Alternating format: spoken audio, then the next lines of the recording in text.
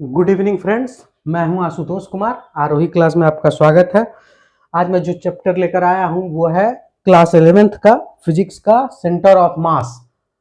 तो आज हम लोग देखेंगे सेंटर ऑफ मास का first lecture. Centre of mass क्या है? किसी भी बॉडी का, किसी भी रिजिड बॉडी हो सकता है, किसी भी तरह का बॉडी हो सकता है, सेंटर ऑफ मास उसका एक स्पेशल पॉइंट है जिस पर हम लोग उस बॉडी को as a particle, as a point mass treat कर सकते हैं। अगर मान लीजिए कोई बॉडी ऐसा है, ठीक है, और इसका सेंटर ऑफ मास यहां पर लाई करता है और इसका हमको इक्वेशन लिखना है, तो हम ये मान लीजिए ये सेंटर ऑफ मास है इस बॉडी का, ठीक है, तो हम इस पॉइंट पर मानेंगे कि इस पूरे बॉडी का मास जो है वो इस पर्टिकुलर पॉइंट पर कंसंट्रेटेड है और जितने इक्वेशंस होंगे न्यूटन्स लॉ वो सारा हम इस पर अप्लाई करेंगे। तो हम लोग जब भी न्यूटन्स लॉ अप्लाई करते हैं, ठीक है, इसको point mass as a single particle की तरह ट्रीट करके, जिसका कोई डायमेंशन नहीं है, ट्रीट करके अप्लाई करते हैं। तो सेंटर ऑफ मास उसी से रिलेटेड कॉन्सेप्ट है। तो सेंटर ऑफ मास निकालना कैसे है? सेंटर ऑफ मास निकालने के लिए सबसे पहले तो हमको ये हम लोग जान गए कि सेंटर ऑफ मास, अच्छा, सेंटर ऑफ मास में क्या होता है कि पार्टिकल्स की तरह ट्रीट करना है बॉडी को, ठीक है। अभी क्या है, अगर मान लीजिए कि एक कोई सिस्टम है, इसमें बहुत सारा पार्टिकल है, ठीक है। तो मान लीजिए सपोज दैट n पार्टिकल है, तो अगर हमको इसका सेंटर ऑफ मास निकालना है इस पूरे सिस्टम का, तो हमें क्या करना होगा कि इस हरेक जितना भी पार्टिकल है, हरेक का पोजीशन मुझे पता है, ठीक है। अगर हरेक का पोजीशन पता है तो हम लोग आगे सेंटर ऑफ मास निकालना सीखेंगे, ठीक है। जैसे मान लीजिए ये हमारा एक्सिस हुआ, ये हमारा एक्स एक्सिस, ये हमारा वाई एक्सिस, ये हमारा ओरिजिन हो गया, ठीक है। तो अब मान लीजिए कि ये ith पार्टिकल है, ठीक है, और इसका मास है mi। तो ith पार्टिकल का मास क्या है? मास है mi, राइट। और उसका पोजीशन, x पोजीशन क्या है? xi। उसी तरह y पोजीशन क्या है? yi। z पोजीशन क्या है? zi। तो हम लोग जो सेंटर ऑफ मास निकालेंगे कि भाई इस पर्टिकुलर सिस्टम का सेंटर ऑफ मास कहां पर लाई करेगा, तो उस सेंटर ऑफ मास का हम लोग सबसे पहले x कोऑर्डिनेट निकालेंगे। x कोऑर्डिनेट कैसे निकालेंगे? xcm इज इक्वल टू, ठीक है, समेशन ऑफ mi मतलब ith पार्टिकल का मास इंटू xi मतलब ith पार्टिकल का position divided by summation of mi। i कहां से कहां वेरी करेगा? i 1 से लेके मान लीजिए n पार्टिकल है टोटल, तो n तक वेरी करेगा। और सिग्मा mi को हम अगर पूरे सिस्टम का मास कंसीडर कर रहे हैं और इसको हम लोग कैपिटल m से डिनोट करते हैं, तो m से लिख सकते हैं। तो यहाँ पर लिख सकते हैं क्या? Summation of mi xi divided by capital m, okay. उसी तरह YCM को क्या लिख सकते हैं? Summation of i1 to n mi yi divided by summation of mi।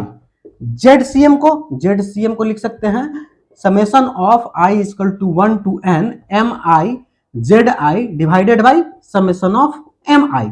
इस तरह हम लोग लिख सकते हैं और इसी तरह हम लोग निकाल भी सकते हैं। अभी मान लीजिए कि सपोज दैट कि ये मेरा x एक्सिस है, ओके। एक पार्टिकल A जो है जिसका मास m1 है, इस पोजीशन को हम पर्टिकुलर ओरिजिन मान लेते हैं। यहां पर एक पार्टिकल यहां पर है B है, इसका मास m2 है और इसका जो पोजीशन है वो d0 है। मतलब क्या हुआ कि सिर्फ x एक्सिस पर रखा हुआ है, ठीक है। y कोऑर्डिनेट 0 है दोनों का, z कोऑर्डिनेट भी 0 है। z कोऑर्डिनेट हम लोग परपेंडिकुलर द बोर्ड ले रहे हैं, ओके। तो इसका हम लोग कैसे निकाल सकते हैं? अगर इसका हम लोगों को निकालना है xcm, तो xcm इज इक्वल टू क्या लिखेंगे? m1 x1 plus m2 x2 divided by m1 plus m2 लिख सकते हैं। और m1 हो गया, राइट। x1 का value 0 plus m2 into x2 का value d divided by m1 plus m2। तो इसको हम लोग क्या लिख सकते हैं? m2d divided by m1 plus m2, ठीक है। y कोऑर्डिनेट तो 0 हो जाएगा, ठीक है, क्योंकि x एक्सिस पर है तो दोनों का y कोऑर्डिनेट 0 हो गया। तो इससे हम लोग टू पार्टिकल सिस्टम का जिसका मास m1 m2 है और दोनों d डिस्टेंस पर है, मतलब दोनों के बीच का सेपरेशन d है, तो उसका हम लोग सेंटर ऑफ मास कितना आएगा m2d by m1 plus m2। यहां पर हम जब ओरिजिन मान रहे थे, तो अगर ओरिजिन नहीं माने, ठीक है, और फिर भी अगर मान लीजिए ऐसा डिस्टेंस दिया हुआ है, m1 m2 यहां रखा हुआ है, और इसका कुछ वैल्यू x1 y1 और x2 y2 दिया हुआ है, और इसका डिस्टेंस d है, तो क्या होगा आप कैलकुलेट करके देखिए। इसका भी शायद वही है, देख लीजिए आप कैलकुलेट करके, ठीक है। तो ये हो गया y0 और ये x, सॉरी ये हो गया x, ये हो गया y, ये हो गया ओरिजिन, ठीक है। इसका भी कुछ नहीं है, सिंपल सा है कि x1 y1 दिया हुआ है, m2 x2 y2 दिया हुआ है। अगर d के टर्म में निकालना है तो x2 d का वैल्यू लिख लीजिए। d का वैल्यू क्या होगा, इसको आप ऐसे करके मिला दीजिएगा तो d का वैल्यू क्या होगा, ये डिस्टेंस कितना हो गया, ये डिस्टेंस हो गया x2 माइनस x1, और ये वाला डिस्टेंस कितना हो गया y2 माइनस y1। d का वैल्यू आपको ऐसे भी आ जाएगा, d is equal to under root x2 minus x1 का square plus y2 minus y1 का स्क्वायर, ठीक है। आप चाहे तो इसके यहां से देख के आप m2 से डिस्टेंस भी निकाल सकते हैं, मतलब b पार्टिकल से पार्टिकल b से कितना सेंटर ऑफ मास का डिस्टेंस है वो भी निकाल सकते हैं, ठीक है। तो इस तरह ये निकल जाएगा आपको, ओके। अच्छा, मान लीजिए कि अगर कोई ऐसा दिया होता, 3 पार्टिकल सिस्टम रहता, 3 पार्टिकल सिस्टम रहता, अगर मान लीजिए कि ये हमारा एक्सिस है और 3 पार्टिकल सिस्टम रहता है, यहाँ a है एक पार्टिकल, यहाँ b है और यहाँ c है, ये एक ट्रायंगल टाइप में तीनों पार्टिकल डिस्ट्रीब्यूटेड है, ठीक है। तो यहाँ पर ये ऑब्वियसली हम लोग डिस्क्रीट सिस्टम की बात कर रहे हैं, ठीक है, जहाँ पार्टिकल अलग अलग क्या कहते हैं पॉइंट मास अलग अलग कॉन्सेंट्रेटेड है, ओके। तो यहाँ पर मान लीजिए कि m1 है, m1 को मान लीजिए सपोज दैट 2 kg है, यहाँ 3 kg है, और यहाँ मान लीजिए 5 kg रखा हुआ है, ठीक है। इसका कुछ पोजीशन दिया हुआ है, मान लीजिए कि 3 7, इसका है 2 3, और इसका मान लीजिए आप कि 5 और 5 है। तो अगर ऐसा सिस्टम दिया हुआ है और आपको इसका सेंटर ऑफ मास निकालने के लिए कह रहा है, तो आप आसानी से निकाल सकते हैं सेम फॉर्मूला का यूज करके, ये कोई टफ नहीं है, ठीक है। उसी तरह निकाल दीजिए m1 x1 plus m2 x2 plus m3 x3 करके निकाल दीजिए आप, ठीक है। ये हो गया हमारा डिस्क्रीट सिस्टम के लिए। अगर हम बात करें अगर मेरा सिस्टम जो है वो मान लीजिए कॉन्टिन्यूअस है। कॉन्टिन्यूअस है बोलने का मतलब यहां पर तो हम मान रहे थे कि ऐसे ऐसे करके एक पार्टिकल डिस्ट्रीब्यूटेड है, ये तो मैंने दिखाने के लिए ऐसे किया था, ऐसे ऐसे कहीं भी डिस्ट्रीब्यूटेड है, तो ऐसा सिस्टम के लिए हम ये किए थे। अभी मान लीजिए कि सिस्टम ऐसा है कि मान लीजिए कि सपोज ये एक रॉड है, राइट, ये एक रॉड है जिसका मास जिसका लेंथ L है, राइट, लेंथ L है, और मास पर मतलब मास जो है डिस्ट्रीब्यूटेड कैसे है, पर यूनिट लेंथ पर डिस्ट्रीब्यूटेड है। अभी बताइए कि यहाँ पर हम कोई सिंगल पार्टिकल ऐसे ऐसे करके सेलेक्ट तो कर नहीं सकते हैं, ये डिस्क्रीट सिस्टम नहीं है, ये कंटिन्यूअस बॉडी है। तो कंटिन्यूअस बॉडी के केस में क्या होगा कि जहां वहां समेशन का साइन लगाते थे सेंटर ऑफ मास निकालने के लिए, यहाँ पर वो समेशन का जगह इंटीग्रेशन का साइन लगा देंगे। तो यहाँ पर क्या हो जाएगा, x cm अगर निकालना है तो integration of x into dm divided by mass, या इसको मास न लिख के आप अगर ये लिखना चाहें समेशन ऑफ dm, ये लिख सकते हैं, ठीक है। इसलिए ये आप देखिए, मान लीजिए इसी को हम लोग सॉल्व करते हैं कि यूनिफॉर्म रॉड है of length L and mass m, ठीक है। तो सबसे पहले आप ये बताइए कि ये अगर ऐसा रॉड है, ठीक है, और मान लीजिए ये हमारा ये हमारा y एक्सिस है और ये हमारा x एक्सिस है, राइट, और ये हमारा ओरिजिन हो गया, ओके। यहां से x डिस्टेंस पर, ओरिजिन से x distance in x direction, x distance पर एक हम लोग स्मॉल एलिमेंट dx कंसीडर करते हैं, ठीक है।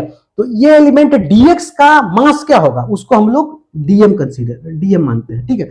तो dm क्या होगा, मास अगर निकालना है तो अगर यूनिफॉर्म रॉड है तो डेंसिटी होगा rho into length. Actually length इसलिए ले रहे हैं क्योंकि यहाँ जो रो है हमारा डेंसिटी जो है वो पर यूनिट लेंथ पर डिस्ट्रीब्यूटेड है, ओके। और रो का वैल्यू क्या होगा, मास m divided by L into dx, okay.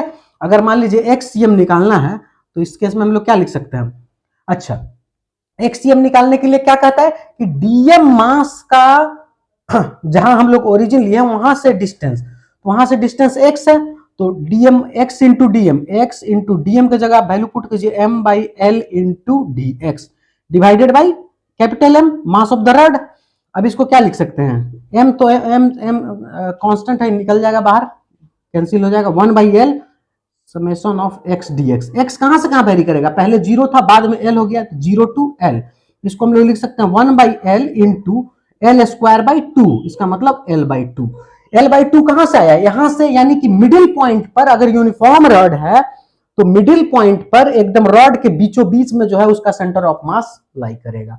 ठीक है, ये हमारा अगर मास पर यूनिट लेंथ डिस्ट्रीब्यूटेड है रो, तो अगर सपोज दैट ये ऐसा नहीं रहता, रो जो है यूनिफॉर्म रॉड इस तरह का नहीं रहता, अगर रो जो है वो मान लीजिए कि ऐसा होता, रो का वैल्यू हम मान लेते हैं कि M/L, या इसको हम लोग रो नॉट लिख दिए, rho naught, okay, rho naught x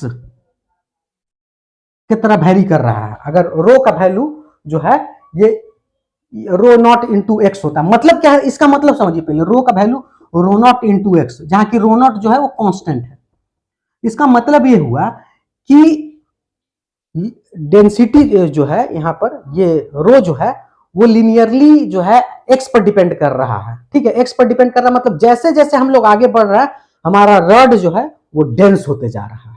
मतलब ये इधर का पार्ट सबसे हल्का होगा एकदम जीरो के, क्योंकि एक्स के बार अगर एक्स का वैल्यू जीरो रखेंगे तो जीरो होगा, और जैसे जैसे आगे बढ़ेंगे इस पॉइंट पर पहुंचेंगे ये पॉइंट सबसे ज्यादा डेंस होगा और ये पॉइंट लिस्ट डेंस होगा। ठीक है, तो अगर ऐसा केस है तो इस केस में सेंटर ऑफ मास कहां होगा, सेंटर ऑफ मास निकालने का बस वही फॉर्मूला है, आप फिर कंसीडर वही कीजिए। ठीक है, और इस बार जो है वो डीएम इज इक्वल टू क्या है लिखा हुआ, rho into D x, rho into D x, rho को क्या लिख देंगे, rho naught into x D x. ठीक है, अब एक्ससीएम निकालना है तो एक्ससीएम इज इक्वल टू क्या लिख सकते हैं, एक्ससीएम इज इक्वल टू लिख सकते हैं integration of X DM divided by M, लिख सकते हैं। अब एक्स डीएम, तो यहां पर से हम लोग ये डीएम का वैल्यू ऑलरेडी निकाल चुके हैं, X into rho naught X D X divided by M, और यहां से वैल्यू निकाल लीजिए, रो नॉट का वैल्यू M/L पुट कर लीजिए और इससे ये हो जाएगा आपको। ठीक है, इससे आपको एक्ससीएम निकल जाएगा। तो वेरिएशंस हो सकता है, इसमें कोई बड़ी बात नहीं है। हाँ, यहाँ पर हमने यूनिफॉर्म रड माना था, अगर यूनिफॉर्म रड नहीं है उस तरह का तो वेरिएशंस भी हो सकता है। ठीक है, तो ये हो गया एक कंटिन्यूअस बॉडी का एक एग्जांपल। दूसरा एग्जांपल और हम लोग देखते हैं।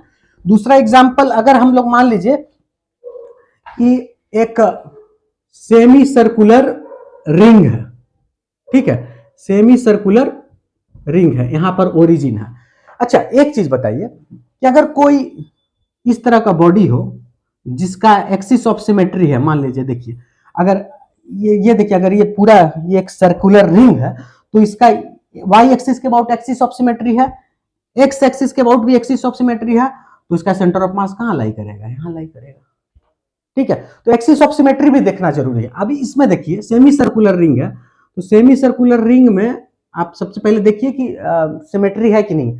तो इस एक्सिस के अबाउट, वाई एक्सिस के अबाउट सिमेट्री है, वाई एक्सिस के अबाउट सिमेट्री है, ठीक है, लेकिन एक्स एक्सिस के अबाउट नहीं है। तो वाई एक्सिस के अबाउट सिमेट्री है तो इसका मतलब सेंटर ऑफ मास कहां लाई करेगा, इसी वाई सेंटर ऑफ मास एक तो कंफर्म है कि वाई एक्सिस पर कहीं लाई करेगा।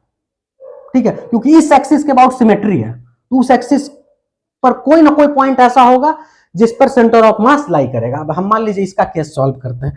इस केस में हम लोग ऐसा मान लेते हैं, ठीक है, कि हमने मान लिया कि थीटा एंगल पर एक डी थीटा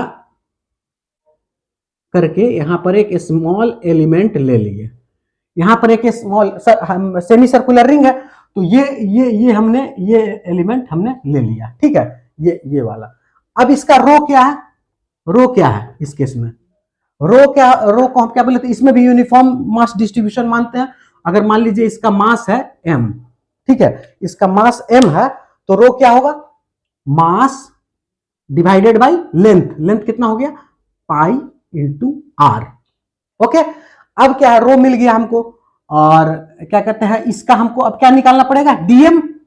तो dm इक्वल टू क्या होता है, रो इंटू इसका लेंथ r d थीटा। तो यहां पर से रो वैल्यू पुट कर दीजिए, m by pi r into r d theta, और यहां से r r कैंसिल हो गया तो क्या हो गया, m by pi d theta. ये यही यही हुआ ना। अच्छा, इस पर्टिकुलर मास का, इस पर्टिकुलर डीएम का सेंटर ऑफ मास कहां होगा, यहीं पर होगा। ठीक है, तो हम लोग क्या करते हैं कि आर का कंपोनेंट डिवाइड कर लेते हैं पहले, राइट। तो ये हमारा आर है, ठीक है, ये हमारा आर है।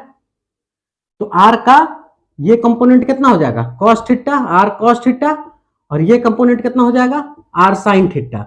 हमको क्या निकालना है, वाई सी एम निकालना है। तो वाई सी एम मतलब इस एक्सिस पर निकालना है ना, Y C M is equal to integration of Y D M divided by capital M. Okay, अब देखिए y की जगह पर कितना है, इस पर्टिकुलर मास का, ये पर्टिकुलर मास कितना मतलब एक्स एक्सिस से कितना डिस्टेंस पर है, r साइन थीटा। तो हम लोग क्या लिख सकते हैं, y की जगह r sine theta into DM, DM का वैल्यू क्या है, m by pi D theta divided by m। अब इसको m तो कट जाएगा, 1 बाई, इसको r बाई पाई निकाल लीजिए, r by pi sine theta D theta.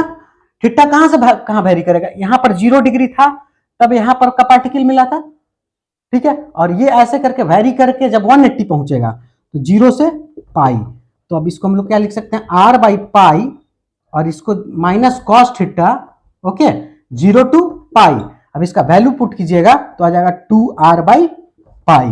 तो ये क्या हमको निकल गया, ये निकल गया सेमी सर्कुलर अगर रिंग है तो सेंटर ऑफ मास कहां लाई करेगा, 2r by pi. 2r by pi कहां से, ओरिजिन से, ओरिजिन से एट वाई एक्सिस, मतलब कुछ यहां पर 2r बाई पाई जो होगा, 2r बाई पाई इस डिस्टेंस पर हमारा ये लाई करेगा। ठीक है, इसको हम लोग मान लीजिए कि अगर कहीं किसी प्रॉब्लम में जरूरत पड़ता है सेमी सर्कुलर रिंग का, हाँ, या हम लोग रिंग मान के कंसीडर करते हैं, तो हम लोग ऐसे चीज को यूज कर सकते हैं डायरेक्टली कि उसका centre of mass, semi circular ring का सेंटर ऑफ मास जो है वो 2r बाई पाई पर लाई करता है। उम्मीद करते हैं वीडियो आपको पसंद आया होगा, पसंद आया तो लाइक करें, शेयर करें, सब्सक्राइब करें। Thank you.